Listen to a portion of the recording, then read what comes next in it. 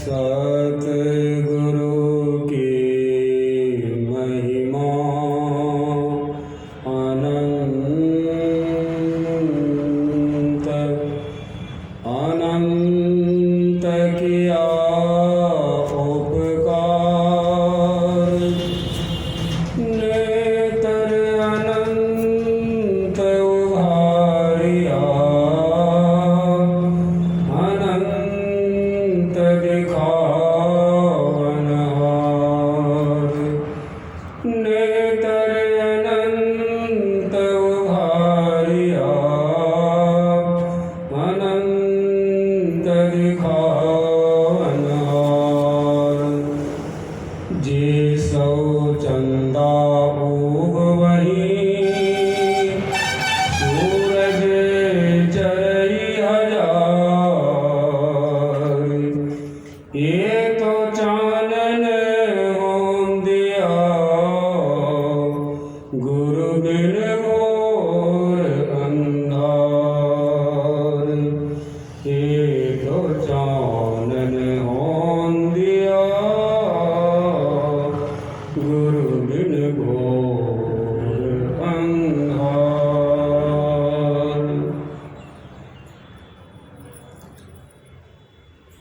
पूज्य संत जन संत पंथ सत्संग को सुनने वाले आए हुए प्रेमी जन, अभी हम लोग संघ के संबंध में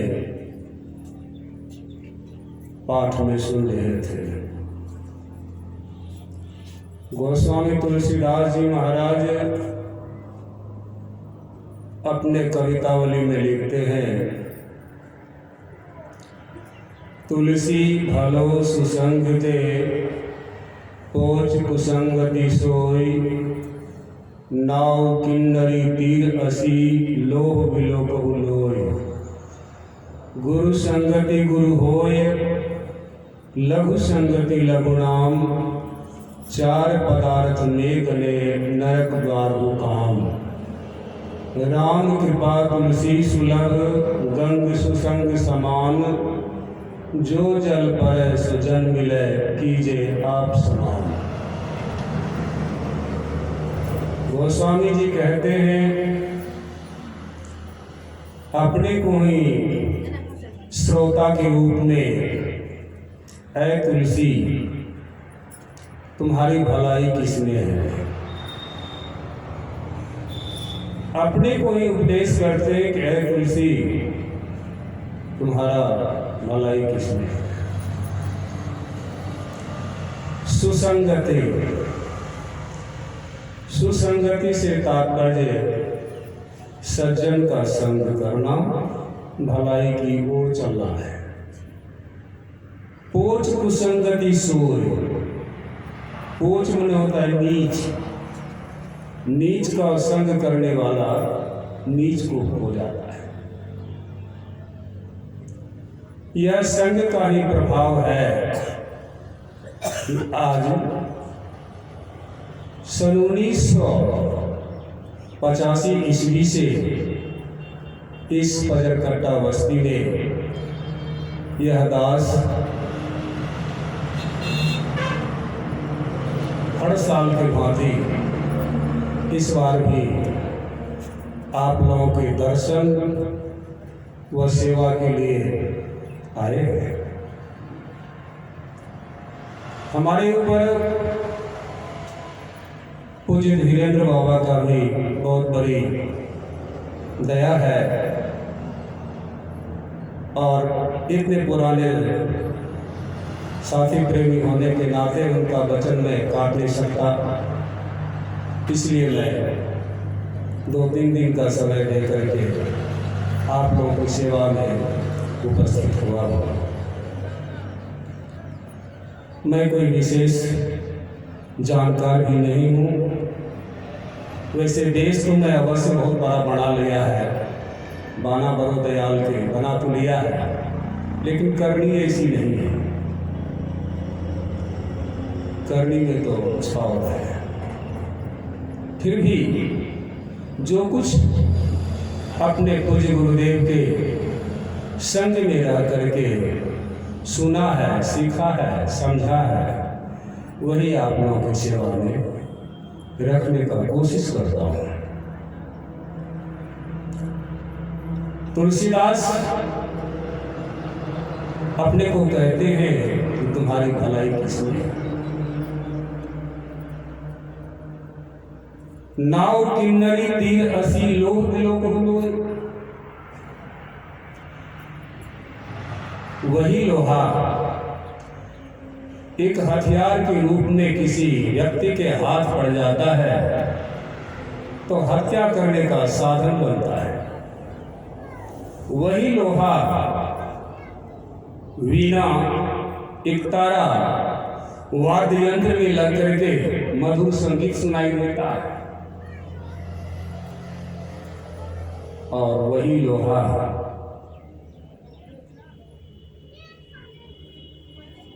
जो है एक कील बन करके लकड़ी की बनी हुई नाव में लग करके पार उतारने का साधन बनता है। हम मनुष्य भी इसी तरह से तीन तरह के हैं। एक तो वे हैं जो लोग दस्यु व हत्यारे कहलाते हैं। एक वे लोग हैं जो अभिनेता अभिनेत्री के नाम से जाने जाते हैं, लोगों को मधुर नाच तमाशा दिखा करके खुश कर देते हैं। एक वे महापुरुष हैं जो गुरु के संग लग करके पार उतारने का साधन बन जाते हैं, जिसके संबंध में संत कबीर साहब के शिष्य संत ज्ञानी साहब अपने वचन में फरमाते हैं, अदेख देखे अदेख देखे तत्व विचारे, आप तरे औरों को तारे। ऐसे थे हमारे सदगुरुदेव। आप तो तरे ही, लेकिन बहुतों को तारे। पहले भागलपुर जाने में बहुत कठिनाई होती थी।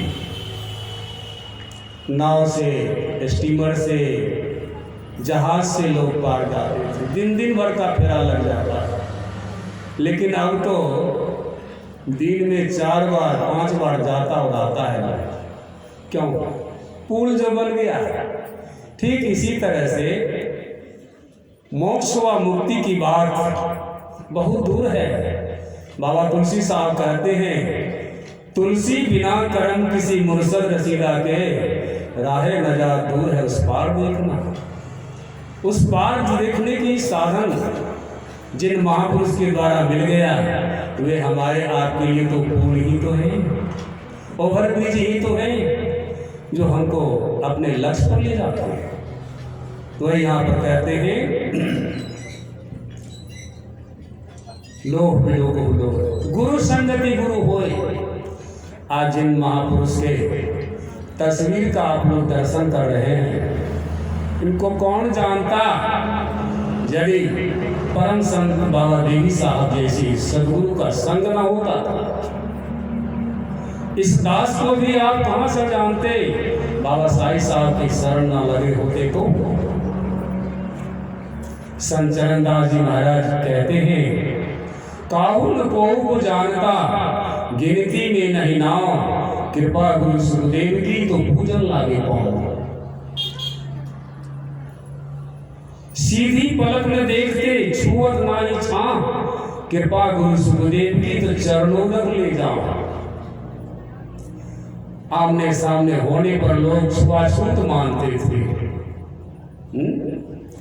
लेकिन गुरुदेव की कृपा हुई, अब वही छुआछूत नहीं बल्कि उनके चरण धो करके ले जाते हैं, अपने खुद पान करते हैं, परिवार के लोगों को भी पान कराते हैं। ऐसे होते हैं संत। गुरु संगति गुरु हो, गुरु के संग में बढ़ करके गुरु हो जाते हैं। लघु संगति लघुनम, जो छोटे का संग करता वो छोटा ही को प्राप्त होता। चार पदार्थ में गए नरक द्वार हुकाम।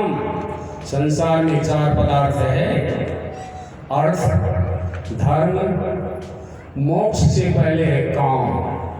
ये काम शब्द गोस्वामी जी कहते हैं बोलने लायक नहीं है, फिर भी इन तीनों के संग में रहने के कारण ये बोला जाता है।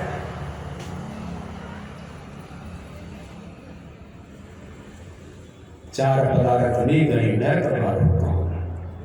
राम कृपा तुलसी सुलभ, परमात्मा राम की बहुत बड़ी कृपा हुई, यह तुलसी भी अब सुलभ हो गया।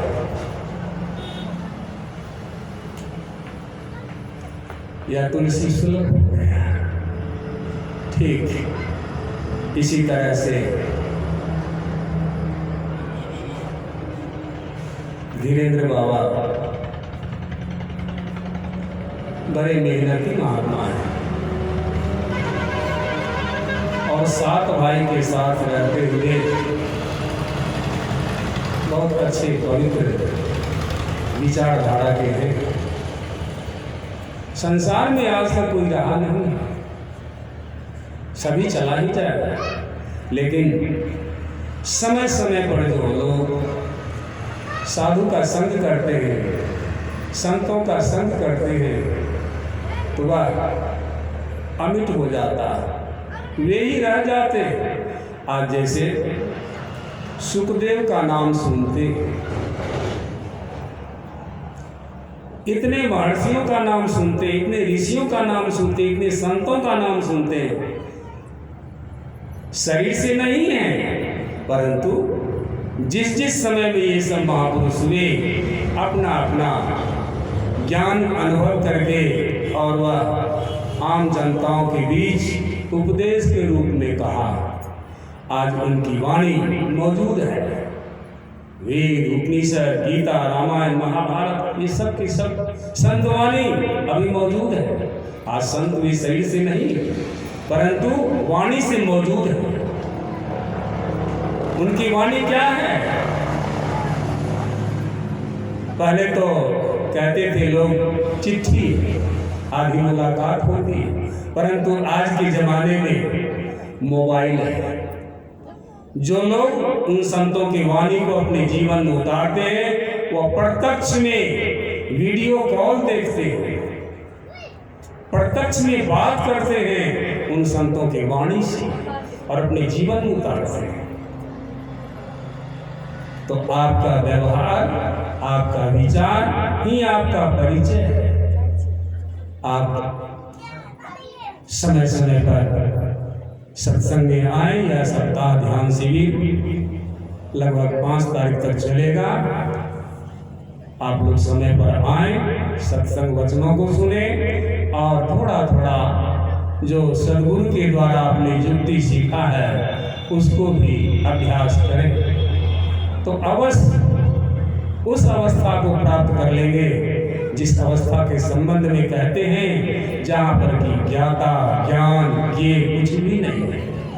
ऐसी अवस्था में आप चले जाएंगे, जिसको महर्षि में परमहंस जी महाराज कहते हैं कि जो अपने से बाहर कुछ भी अवकाश नहीं रखता है, अवकाश यह सदैव से है, रहेगा, इसका कभी विनाश नहीं होगा। और जितने भी आपके दृष्टि गोचर हो रहे हैं सबका विनाश होगा, इसको कोई रोक नहीं सकता। गोस्वामी जी लिखते हैं, बाली विक्रम वेद दधीची गए, भारत गए जिन भारत थाना, बाली गयो बलराम गयो जिनकी ककरी दसकंठ समाना, धरा का प्रमाण यही तुलसी, जो बड़ा सो धड़ा बड़ा सो दुकान, सब चले जाएंगे। लेकिन आपका शरीर छूट जाएगा, लेकिन आप रहेंगे, आप कहीं नहीं जाएंगे। आत्मा कहीं जाती वाती नहीं है। जो लोग कहते हैं कि अमुक आदमी के शरीर से आत्मा निकल गई, उनको आत्मज्ञान नहीं है। आत्मा कहीं जाती आती नहीं है, वह तत्व तो अवकाश है। शरीर के अंदर जितनी बड़ी अवकाश है उसको कहते हैं आत्मा। और शरीर से बाहर भी जो आत्मा का अनुभव करता है वो है परमात्मा। संत कबीर साहब कहते हैं संपुट माही समाइया सो साहब नहीं होए, सकल मांड में रवि रहा साहिब कही। वही साहिब हमारे सदगुरु बाबा साहब बड़े अच्छे ढंग से सुनाते थे, समझाते थे। आज उनका शरीर नहीं है लेकिन उनकी वाणी है। उस वाणी को जो लोग अमल में लाते हैं, जिन जिन लोगों ने अपने अंदर में उतारा है, अभ्यास किया है, उन लोगों का कल कल्याण हो गया है। तो अभी की सत्संग में यही थोड़ा सा आपसे निवेदन किया। शेष फिर अगले सत्र के बैठक में पुनः सेवा होगी। सत का नाम सत श्री अकाल पुरुष।